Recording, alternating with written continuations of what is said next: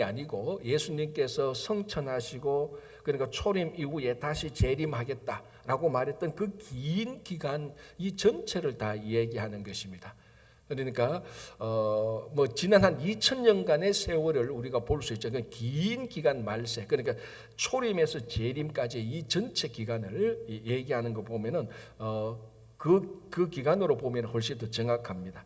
말세 고통하는 때가 이르러. 자, 이 고통이란 단어가 이제 우리 한국말은 어떤 개념은 한국말이 많고 어떤 개념은 한국 단어가 적습니다. 이 고통이라는 이 단어는 우리가 그 복음서에 보면은 그 무덤가에 귀신 들린 그 사람이 있었습니다. 그 귀신 들린 사람으로 그 귀신 들림으로 인해서 고통받고 있는 삶이 있었죠. 무덤에서 막 뛰어다니고 미친 척하고 자기 몸을 막 핥히고 그러니까 자해하는 그 귀신 들린 사람이 받는 고통, 그 고통하고 똑같은 단어입니다. 그러니까 우리가 말하는 고통 그러면 육신의 고통, 아픔, 뭐 돌에 맞는 아니면 마음의 고통 뭐 이런 걸 말하지만 여기서 말하는 고통은 영적인 고통으로 영적인 그 혼란스러운 영적인 그 문제로 인하여서 자기 삶 전체에 미치는 고난, 고통 이런 의미가 있는 것입니다.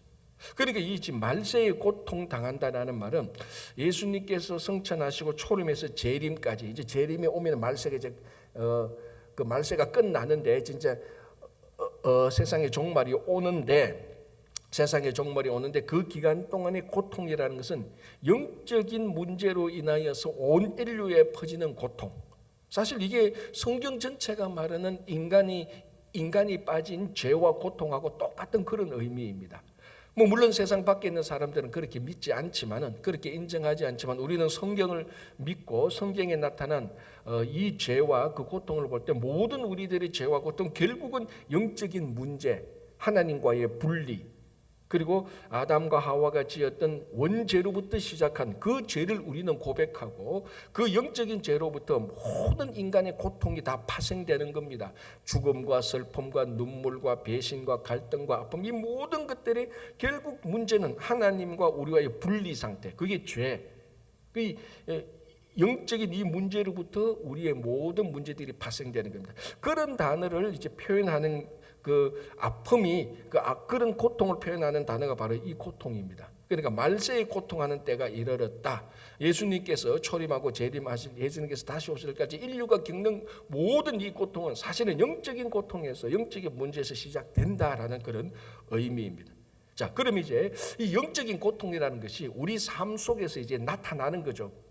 우리의 그 고통과 우리의 그 부족함과 잘못함과 불경건함으로 이제 나타나는 겁니다. 그런 것들이 나타나서 그게 또 파생되어서 다른 결과를 미치고 하는 것들인데요. 자, 이제 그 현상들이 어떤가 2절 보겠습니다. 사람들이 자기를 사랑하며 돈을 사랑하며 자랑하며 쭉 이 항목들이 지루할 정도로 한 10몇 가지, 약 20가지가 나옵니다. 자, 그 중에 앞에 몇 개를 우리가 한번 보고 마지막 걸 보는데 첫 번째가 뭐냐면 사람들이 자기를 사랑하며 돈을 사랑하며.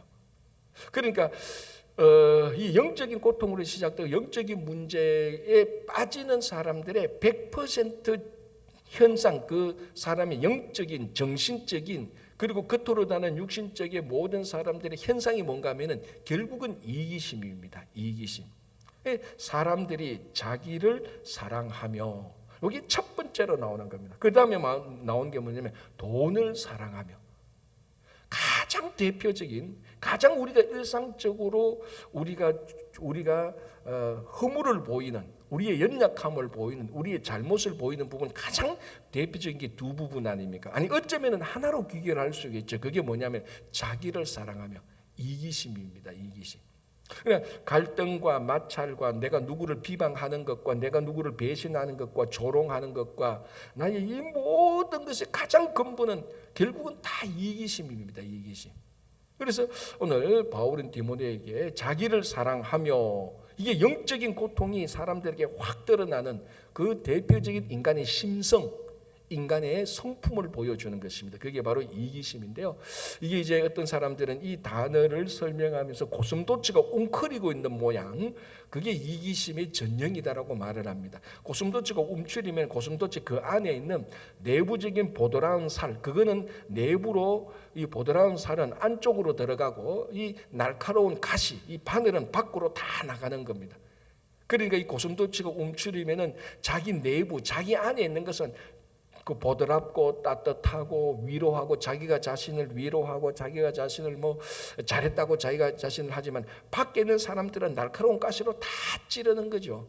이게 바로 이기심의 전형 아닙니까? 자기는 무조건 잘했어, 남은 무조건 잘못했어. 모든 기준이 자기 욕심입니다. 그게 이기심 아닙니까? 그게 결국은 따져보면은 십자가 사랑하고 정반대로 되는 겁니다. 그렇죠? 이제 거기 첫 번째로 바울이 기록하고 있는 데 있어서 우리는 그 중요한 포인트를 찾는 겁니다. 자, 사람들이 자기를 사랑하며, 자, 이 자기를 사랑하지 겉으로 확 드러나는 게 뭡니까? 돈을 사랑하며. 자, 우리 디모데전서 6장 10절이 뭐죠? 사도 바울이 디모데에게 뭐라고 말했습니까? 돈을 사랑함이 일만하게 뿌리였다. 자, 돈 자체가 일만하게 뿌리는 아닙니다. 돈은 자본주의가 돌아가는 그 시스템의 중요한 매개체죠. 그러니까 이 자본주의가 돌아가는 이 매개체인 돈 이 자체는 그 부정하거나 더럽거나 이렇지 않습니다. 돈을 어떻게 사용하느냐, 어떻게 소유하느냐, 거기에 따라서 돈이 정말 일만하게 뿌리가 될 수 있고 일만 선의 뿌리가 될 수도 있는 겁니다. 그렇지 않습니까? 돈을 잘 사용하면은, 우리가 복음 전도하는데, 구제하는데, 선교하는데 잘 사용하면은 이 돈이야말로 정말 굉장한 파워를 발휘하는 겁니다. 그러나 이 돈을 자기 이기심으로 사용한다면은 일만하게 뿌리가 되는 겁니다. 그래서 돈을 사랑하며, 가장 물질적인 사랑, 가장 대표적으로 드러내는 것을 보여줍니다. 자, 그 다음에 보겠습니다. 사람들이 자기를 사랑하며, 돈을 사랑하며, 그 다음에 자랑하며. 자, 이 자랑하며, 이거는 사실은 별 죄 아닌 것 같은데,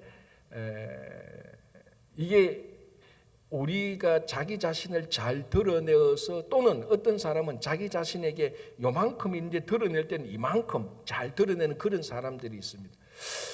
자, 여기서 자랑함이라는 뜻이 뭔가 하면은 가장 대표적으로 이렇게 생각하면 돼요. 옛날에 약장수 생각하면 됩니다. 우리 어릴 때 동네 약장수가 와서 뭐 만담도 하고 뭐 차력도 보이고, 결국은 뭡니까? 약을 파는 겁니다. 그죠? 결국은 뭐 연고 같은 거 하나 파는데, 이 연고를 발라봐, 나처럼 이렇게 힘이 셀 거야, 뭐 이러면서 이제 약장사가 막 부풀이잖아요. 그런데 그거 사서 발라보면 아무런 효과 없는, 속는 겁니다. 바로 자랑한다는 말이, 옛날에 약장수가 만담을 하고 괴력을 하면서 나중에 팔려고 하는 그 약, 전부 다 이 부풀이는 거, 그게 전형적인 요 자랑이라는 것입니다. 자, 그러면 여기서 자랑에 어떤 사람이 자랑하는가? 내부에는, 속에는 별거 없는데, 조그마한 거 있는데 겉으로 크게 부풀리는 거죠. 좀 허풍쟁이죠, 허풍쟁이. 그런데 이제 우리가 허풍쟁이라고 말할 때는 어떤 좀 뭡니까?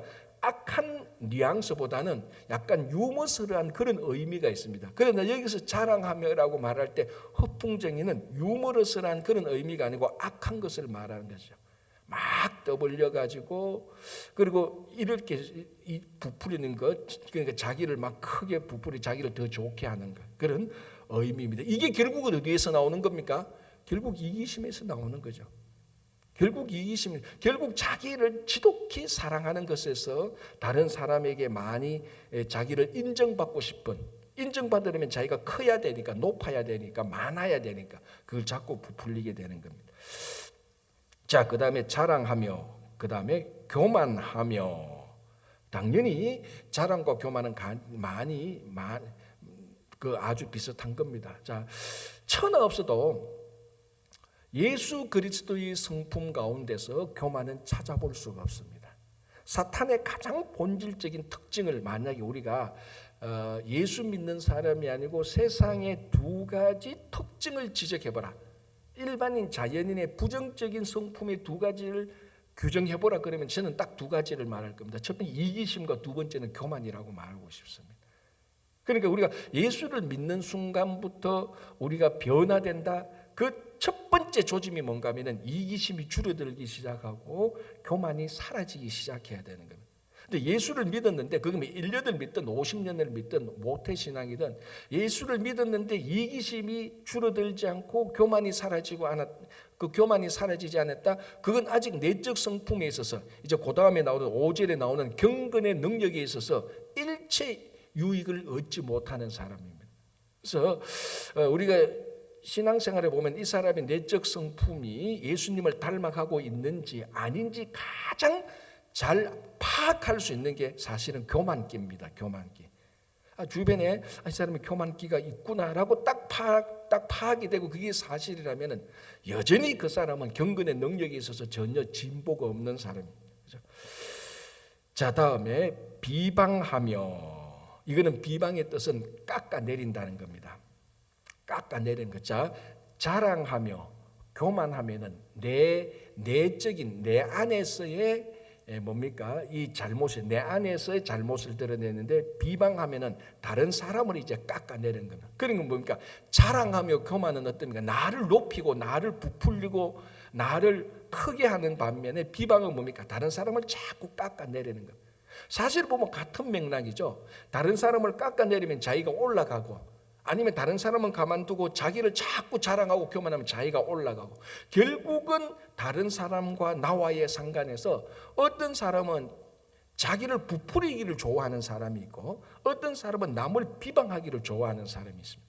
그런데 근본적인 동기는 똑같아요.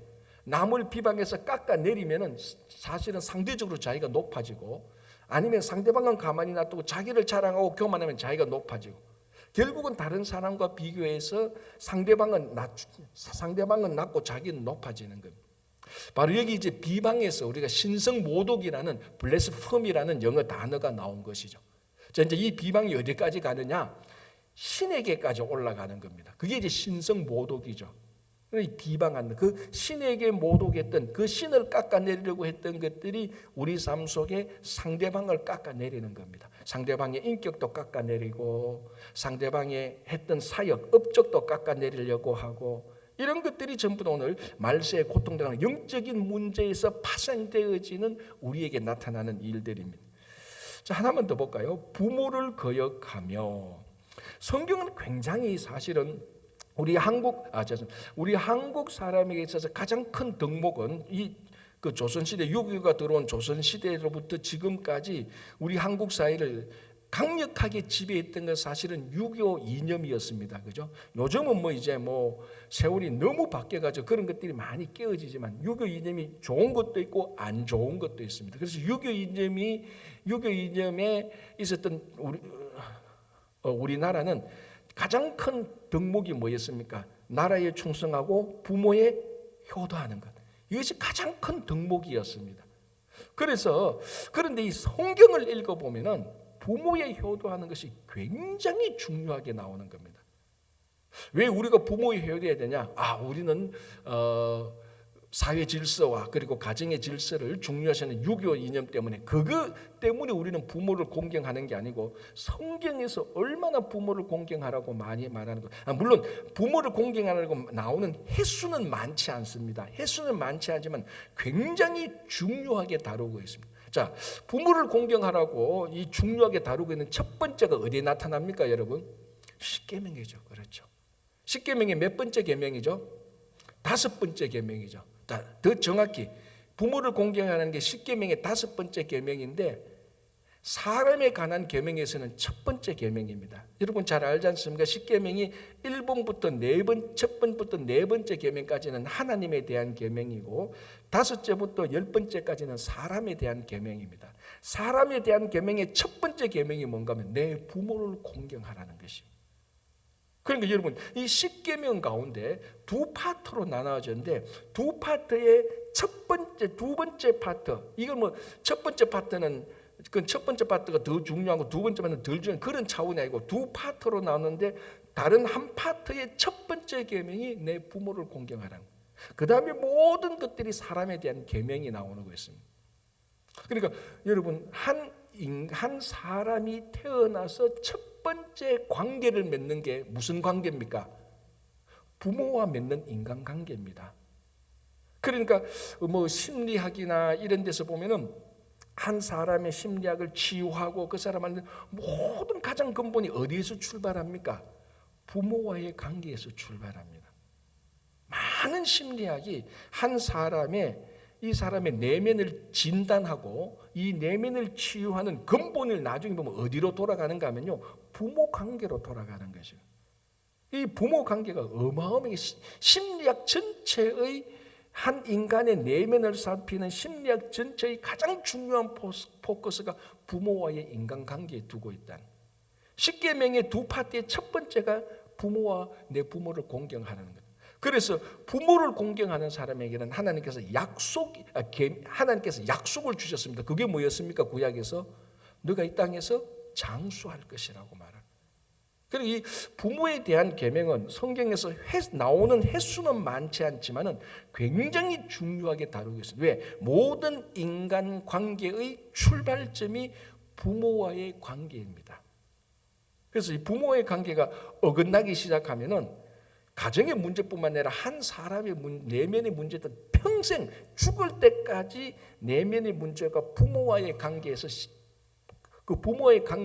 영향을 받는 것입니다. 자, 그래서 부모를 거역하며 이게 전형적인 우리 인간관계에 있어서 이 인간관계가 결국 사회관계가 아닙니까? 이 사회 문제 여기에서 결국은 뭡니까? 이 부모를 거역하는 것이 이것이 바로 말세에 당하는 영적인 문제에서 생기는 인간의 파생적인 문제라는 겁니다. 자, 그 다음에 뭐 감사 이렇게 쭉 나오는데요. 여기에 대한 마지막 계명 볼게요. 4절 끝부분에 쾌락을 사랑하기를 하나님 사랑하는 것보다 더하며. 자, 말세의 고통이 사람들이 자기를 사랑하며부터 이제 리스트가 쭉 나옵니다. 돈을 사랑하며 뭐 자랑하며 거만하며 비방하며 쭉쭉쭉쭉 나오다가 이 리스트의 마지막은 다시 첫 번째로 돌아갑니다. 그게 뭡니까? 쾌락을 사랑하기를 하나님 사랑하는 것보다 더 좋다. 결국 쾌락 사랑이 이기심이죠. 자기 쾌락을 즐기는 겁니다. 물론 여기서 쾌락 그러면은 육체적인 쾌락을 의미하는 것이 가장 강하지만은 육체적인 쾌락뿐만 아니라 정신적인 쾌락, 모든 자기 삶의 쾌락을 말하는 것입니다. 자, 그러니까 이런 쾌락이 결국 이기심에서 나오는 겁니다. 이기심이라는 건 뭔가 하면 자기 쾌락을 추구하는 겁니다. 그게 뭐 정신적이든 뭐 심적이든 육체적이든. 그런데 이 쾌락을 하나님 사랑하는 것보다 더하다. 결국 우리 삶의 목적은 우리 피조물의 우리 삶의 목적의 가장 궁극적인 건 뭡니까? 하나님 사랑으로 가는 겁니다. 그것이 가장 기본적으로 우리가 예수를 믿고 하나님을 믿고 따라가는 사람이 세상 사람들하고 구별되는 겁니다. 사람들은 하나님을 사랑하지, 세상 사람들은 하나님을 사랑하는데 관심이 없지만은 우리들의 가장 큰 관심은, 가장 첫 번째 관심은 결국 하나님 사랑으로 가야 되는 겁니다. 그러니까 하나님을 사랑하느냐 자기를 사랑하느냐 이 둘에서부터 가장 근본적인 원인이 나누어지기 시작하는 겁니다. 이런 것들이 이제 말세에 당하는 영적인 고통인데 이것을 5절에서 어떻게 잘 요약하고 있는가 하면요, 이렇게 말합니다. 경건의 모양은 있으나 경건의 능력은 부인하는 자니 이 같은 자들에게서 너가 돌아서라. 자, 경건이라는 말 또는 우리가 보통 영성 뭐 이렇게 말을 하는데 이 경건이라는 말 자체는 원래 내면에 초점을 맞추는 겁니다. 그렇지 않습니까? 경건이라는 것이 뭐 폼 잡는다고 해서 다른 사람에게 뭐 그렇게 보여진다고 해서 경건은 아닙니다. 그런데 다른 사람이 생각할 때는, 다른 사람을 볼 때 내가 생각할 때는 그 속마음을 잘 알지 못하니까 겉에 나타난 폼, 외양을 보고 경건하다 안 하다라고 판단할 수 있는 오류에 빠지기도 합니다만 경건의 기본적인 것은 외양이 아니고 내면에 초점을 맞추는 겁니다. 그래서 하나님께서도 사람은 외면을 보고 사람은 외모를 보지만 여호와는 그 마음의 중심을 본다라고, 경건의 중심을 본다는 거죠. 경건이라는 것 자체가 우리 내면, 뭐 우리 여러 가지 생각할 수 있어요. 생각, 사고, 마음, 심령, 어쨌거나 이 내면에 속한 것을 계속해서 하나님 보시기에 아름다운 모양으로 세워 나가는 것이 경건입니다. 자, 그러면은 경건을 우리가 경건의 능력을 갖춘 제일 중요한 건 뭡니까? 하나님의 말씀과 기도로 우리는 거룩해진다라고 말하고 있습니다. 바울은 말씀과 기도. 그러니까 내가 경건해지겠다. 자, 신앙의 파워는 어디에서 나오냐? 경건에서 나오는 것 아닙니까? 신앙의 능력이 뭐 병을 고치고 뭐 초자연적인 기적을 하고, 그거는요 하나님께서 우리에게 특별히 주시는 특별한 상황에 주신 하나님의 은사적인 측면입니다. 그런데 신앙의 능력은요 다른 말로 하면은 경건의 능력입니다. 그 경건의 능력은 무슨 능력이냐? 하나님의 말씀과 기도의 능력입니다. 자, 신앙생활을 하면서 이 하나님의 말씀과 기도를 소홀히 한 채 다른 데 초점을 맞춘다면은 인간관계는 잘 될 수도 있고 친교도 잘 될 수도 있을 겁니다. 그러나 내적인 경건은 전혀 성숙하지 않습니다. 이런 사람을 가리켜서 경건의 모양만 있다라고 말하는 것입니다. 자, 그러면 나는 지금 이 경건의 모양만 계속 갖추어가는 사람인지 경건의 능력이 계속해서 세워지고 있는 사람인지 자기 자신을 한번 생각해 봐야 되는 겁니다. 내가 뭐 이민생활하고 뭐 삶이 피곤하고 바쁘다 한다 할지라도 그런 것은 다 제쳐두고라도 내가 정말 신앙생활을 하면서 예수를 믿고 사는데 내가 여전히 오늘 또 하나님의 말씀과 기도로 나를 세워가는 것인지, 요거는 두 번째 세 번째로 제끼고 우리 신앙의 다른 면에 계속해서 초점을 맞추고 있는지, 이 말씀과 기도를 제끼고 다른 면에 초점을 맞추면 여전히 경건의 모양만 계속해서 폼나게 세우고 있는 겁니다. 그러나 오늘 사도 바울은 말합니다. 경건의 능력을 세우라고 얘기를 하는 것이죠. 결국 경건의 모양을 세우려고 하는 사람은 속에 찬 게 없으니까 그렇죠. 이게 어떻게 보면은 경건을 자랑하려고 하는 그런 마음하고 좀 유사한 것입니다. 경건을 자랑하려고 하는 사람, 사실은요 경건을 자랑한다는 말 자체는 동그란 네모하고 똑같은 모순이에요. 경건이란 자체가 자랑하는 게 아니잖아요. 경건이라는 말 자체는 자기 자랑을 안 한다는 의미가 포함되어져 있는 말입니다. 그래서 경건을 자랑한다? 그거는 동그란 네모라는 말하고 똑같은 의미. 경건은 원래 자랑되지 않는 겁니다. 그런데 경건에 자랑한다, 이걸 뭐냐면 경건의 모양만 있는 사람이에요. 속이 없으니까, 속에 능력이 찬 게 없으니까. 그러나 속에 찬 게 있으면은 그것은 자연 발생적으로 겉으로 드러나게 되어 있습니다. 속에 찬 게 없으니까 겉으로 드러내려고 자꾸 모양을 자꾸 갖추고 자꾸 자기 자랑을 하는 거죠. 그 우리 한자 수거에 낭중지추라는 말이 있지 않습니까? 낭중이 뭡니까? 주머니 속이죠. 지추, 그 주머니 속에 송곳. 자, 주머니 속에 송곳을 넣으면 반드시 그것은 겉으로 드러나게 되어 있습니다. 속에 무엇이 있느냐는 지금은 당장은 아니지만 반드시 드러나는 겁니다. 경건의 능력이라는 것은 속에 말씀과 기도가 있으면 그 반드시 드러나게 되어 있는 거죠. 그래서 사도 바울은 디모데에게 권면한 것은 경건의 모양을 갖추려고 노력하지 말고 경건의 능력을 세워라. 그리고 경건의 모양만 자꾸 갖추는 사람에게서는 너가 돌아서라. 이게 아마 이제 그 다음에 나오는 거짓 교사들을 염두에 두고 말을 하고 있는 겁니다. 자, 6절 볼게요. 그들 중에 어떤 사람들, 경건의 능력은 없고 경건의 모양만 있는 사람들이죠. 경건의 모양만 있는 사람들 가운데 어떤 사람들은 남의 집에 가만히 들어가 어리석은 여자를 유인하는 자들이 있다.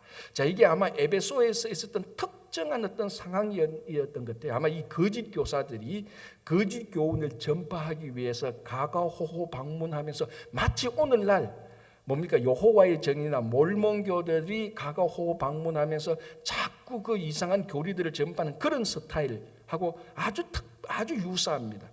그러니까 이 경건의 능력, 진짜 말씀과 기도가 없고 경건의 모양만 있는 거짓 교사들이 가가호호 방문해서 거짓 그 교훈들을 막 이렇게 전파하는 그 사람들입니다. 자, 그런데 문제는 이런 거짓 교사들, 경건의 모양만 있는 사람들도 문제이지만 더 큰 문제는 이런 거짓 교사들에게 속아 넘어가는 사람이 더 큰 문제입니다. 자, 그 다음에 보시기 바랍니다. 6절에 그들 중에 남의 집에 가만히 들어가 어리석은 여자를 유인하는 자들이 있으니 그 여자는 죄를 중히 지고 여러 가지 욕심에 끌림받아 항상 배우나 끝내 진리의 지식에 이를 수 없느니라.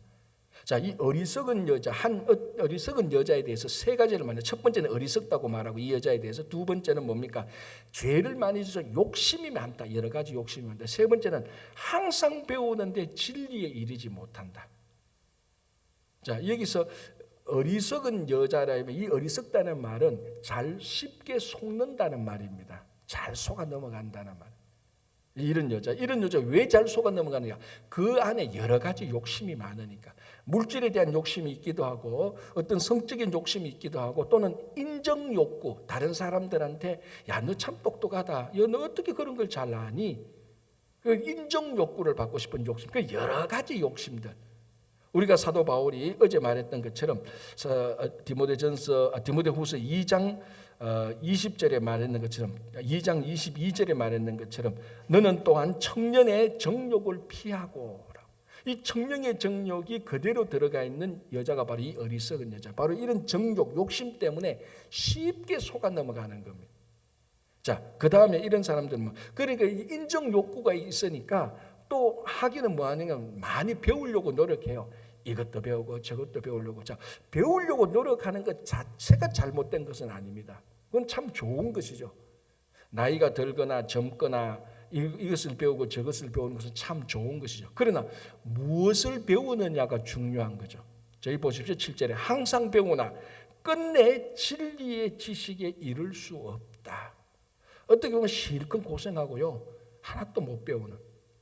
제가 고등학교 때 우리 반에 한 아이가 있는데요, 진짜 공부를 열심히 해요. 근데 성적은 좋지 않아요.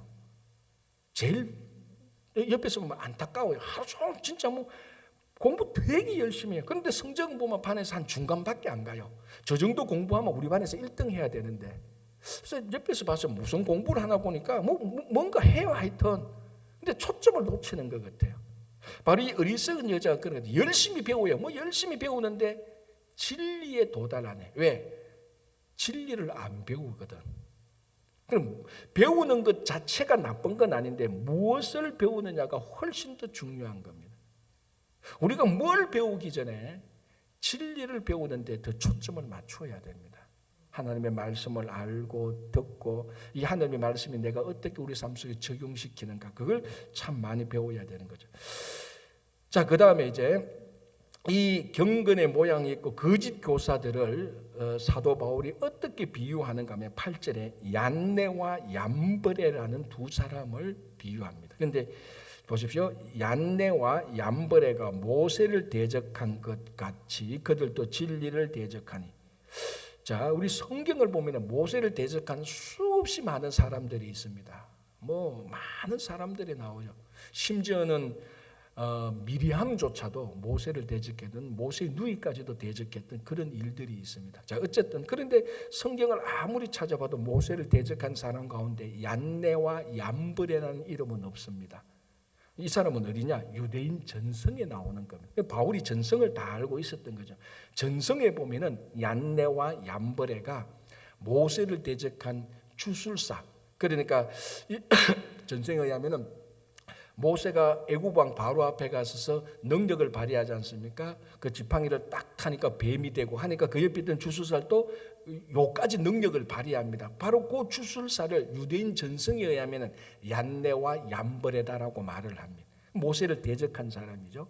또 어떤 전성에 보면은 금송아지 우상 숭배할 때 이스라엘 백성들을 부추긴 선동한 사람이 얀네와 얌브레다라고 말을 하고 있습니다.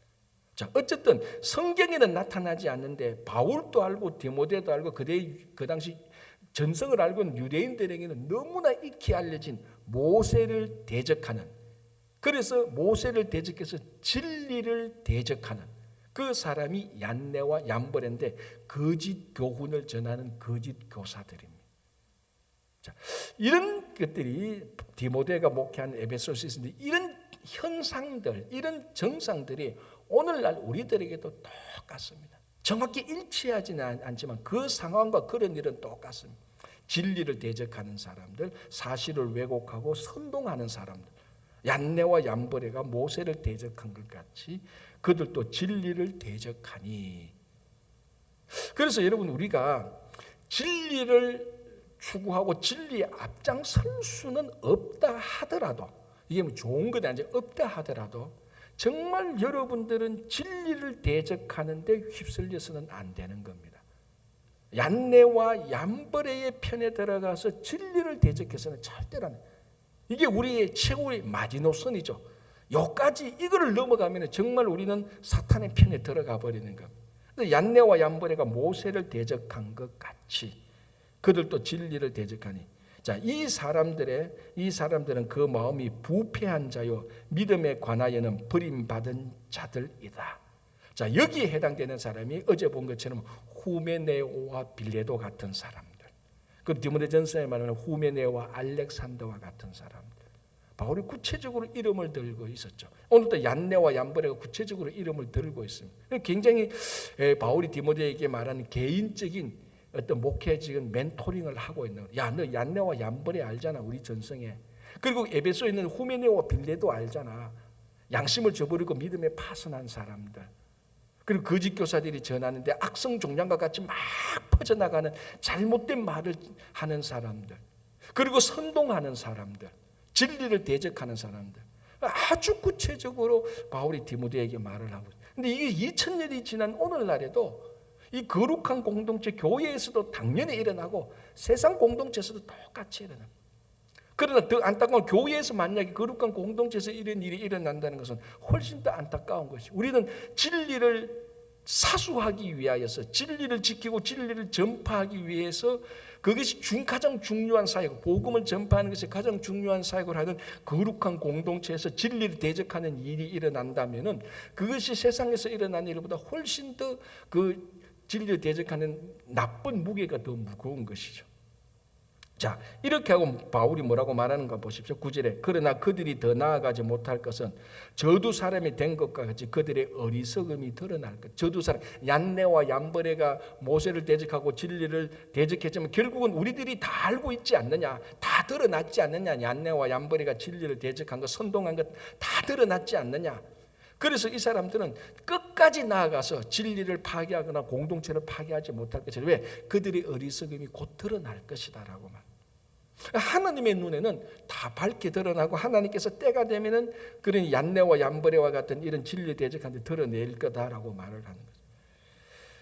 자, 바울은 그렇게 말하면서 이제 10절부터 12절까지 얀네와 얀버레, 어리석은 여자, 그 뭐 거짓 교사들, 이런 이제 6절, 7절, 8절 보면 에베소에서 있었던 뭡니까? 그 영적인 문제가 있는 사람들, 얀네와 얀버레와 같은 사람들, 거짓 교사들, 어리석은 여자들, 이런 사람들을 말하고 이제 바울은 자기 자신을 말합니다. 이건 자기 자신을 자랑하기 위해서가 아니고 자기 자신의 신앙의 경험을 함께 나누면서 자기가 받았던 그 고난, 박해, 이것이 진짜로 진리를 찾기 위해서, 진리를 전파하고 복음을 전파하기 위해서 당연히 디모데 너도 이 고난에 동참해야 된다는 의미로서 말을 하는 겁니다.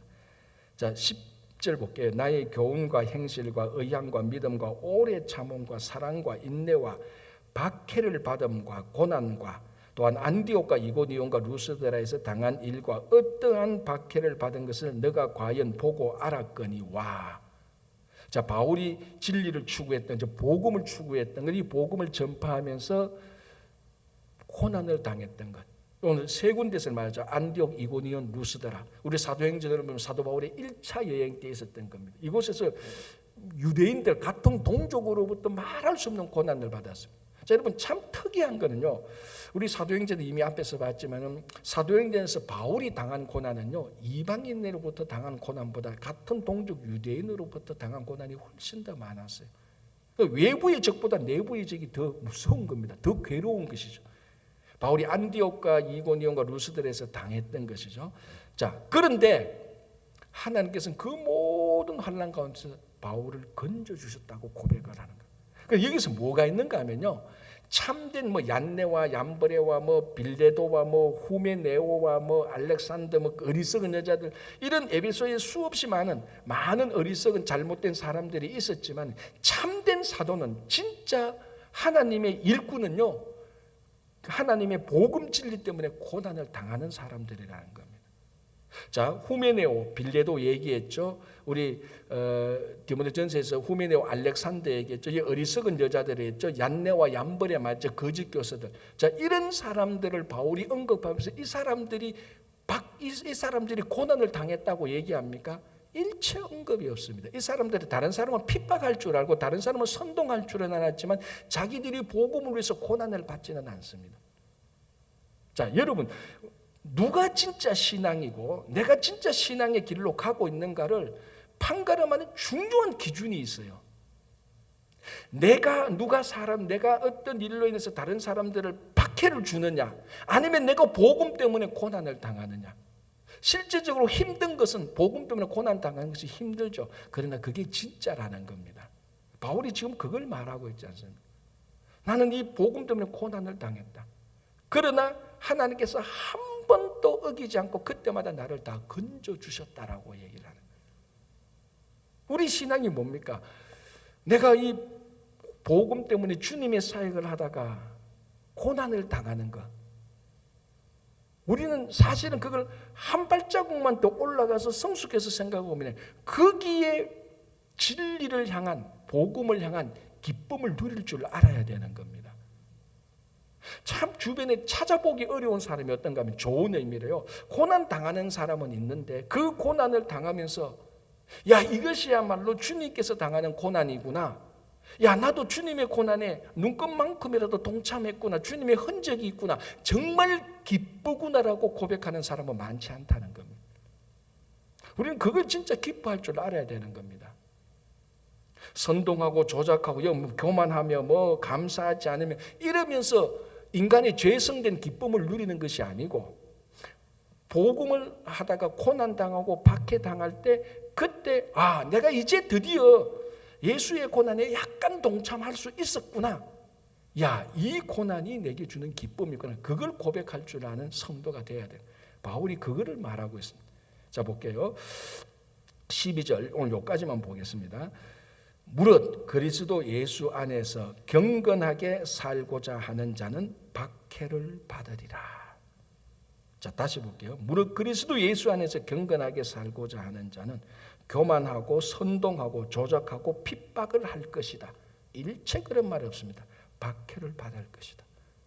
복음 때문에 고난을 당하지 않았다? 신앙의 기쁨이 뭔지 아직 모르는 사람입니다. 그래서 복음 때문에 고난을 받고 고난을 받는다 할 때 우리는 두려워할 게 없죠. 왜? 하나님은 한 번도 어기지 않고 그 우리를 건져주시니까. 그런데 일상 속에서 우리가 얀네와 얀버레와 어리석은 여자와 거짓 교사들의 길을 가지 않고 우리 신앙의 모범을 보인 바울, 아니 더 궁극적으로는 십자가의 길을 가는 여러분 되시기를 간절히 바랍니다. 기도하겠습니다. 하나님 아버지, 디모데전서와 후서를 보면서 바울이 디모데에 대한 신앙의 가르침을 하는 이 말씀을 오늘 우리가 다 받아들여서 하나님께서 우리 각자 한 사람 한 사람에게 신앙의 교훈을 주는 것으로 받고 이 신앙의 교훈대로 살아가며 복음을 전파하며 진리를 살며 어려움이 당한다 할지라도 좌절하거나 낙심하지 않고 십자가의 기쁨으로 살아갈 수 있도록 도와주시옵소서. 주님, 선무석굴이 계속해서 진행되고 있습니다. 이 선무석굴을 통하여서 우리 친구 교회가 이 지역 커뮤니티에 마땅히 해야 될 봉사의 직분을, 섬김의 직분을 잘 감당케 하여 주시고 수고하는 모든 손길들, 전도사님이야 모든 교사들, 또 발렌티아하는 사람들 한 사람 한 사람 아버지 주님께서 다 지켜주셔서 이 선무석굴의 은혜 가운데 잘 마칠 수 있도록 도와주시옵소서. 8월 달에 또 여름 성경학교 중고등부 수련회, 청년부 수련회가 준비 중에 있습니다. 준비하는 손길마다 함께하여 주시고 수련회를 통하여서 한 사람 한 사람 성도의 신앙이 다 자랄 수 있도록 또 아버지는 또 모든 일을 준비하는 손길을 위해 함께하여 주시옵소서. 더운 날씨 가운데 건강해지지 않도록 도와주시고 병 중에 있거나 낙담 중에 있는 모든 성도님들 오늘 또 주님께서 세워주시고 회복시켜 주시옵소서. 예수님 이름으로 기도합니다. 아멘. 자, 이렇게 기도하시고